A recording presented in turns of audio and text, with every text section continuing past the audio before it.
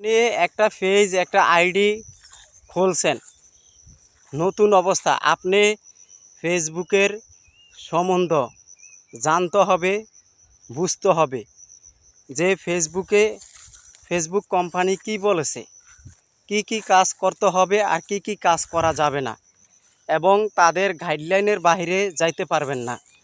Facebook বলেছে যে ব্যক্তি আমাদের গাইডলাইনের ব্যাপারে কথা বলবে বা আমাদের গাইডলাইন সম্পর্কে আলোচনা করবে এবং আমাদের গাইডলাইন মেনে চলবে, তাদের পেজ আইডির ভিতরে কোনো ইস্যু থাকবে না। আপনি যখন নতুন অবস্থায় একটা পেজ একটা আইডি খুলবেন, তখন আপনার চিন্তা থাকতে হবে যে আমি ফেসবুকের সম্পর্কে কি কথা বলবো, ফেসবুক আমাকে কি সিস্টেম মতন কাজ করতে বলেছে। তা আসলে আজকে এই ভিডিওতে থাকবে, অনেক মানুষ আছে ফেসবুকের নিয়ম অনুযায়ী কাজ করে না। যে ব্যক্তি নতুন অবস্থায় ফেসবুকের একবার শুরু থেকে ফেসবুকের নিয়ম কানুন মেনে কাজ করে, সেই ব্যক্তি হলো আসল কন্টেন্ট ক্রিয়েটর।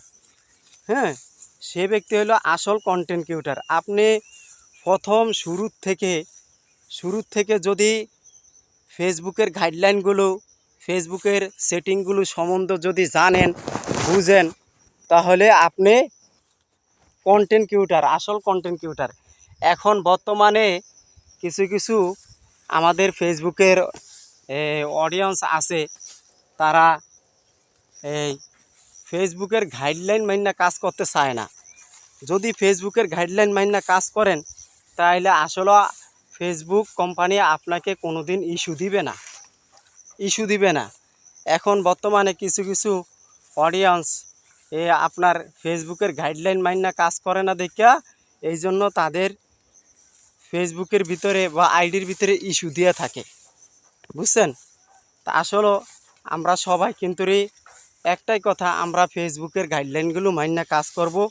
আর আপনি ফেসবুকের সেটিংয়ের সম্পর্কে যা জানবেন তা বলবেন, এর বেশি বলতে যাবেন না। আপনি সেটিংয়ের সম্পর্কে যতটুক জানবেন অতটুক কথা বলবেন, এর বাইরে যাবেন না। কোনো বাইরে বাড়তি ফেসাল ফিটবেন না ফেসবুকের। কেননা ফেসবুকের নিয়ম অনুযায়ী আপনি কাজ করবেন, আপনি দেখবেন ইনশাল্লাহ সফলতা হইতে পারবেন। এখন আপনি যদি ফেসবুকের নিয়ম অনুযায়ী যদি কাজ না করতে পারেন, তাহলে আপনাকে ফেসবুক সাকসেসফুল করবে না এবং আপনার ভিডিওতে খালি ইস্যু দিতে থাকবে। আপনি সব সময় ফেসবুকের নিয়ম অনুযায়ী কাজ করেন, তাহলে আপনি ভালো থাকতে পারবেন। আপনার পেজের ভিতরে বা আপনার আইডির ভিতরে কোনো ইস্যু দিবে না, বুঝছেন দর্শক ভাইয়ারা। তো কথাটা মনে রাখবেন।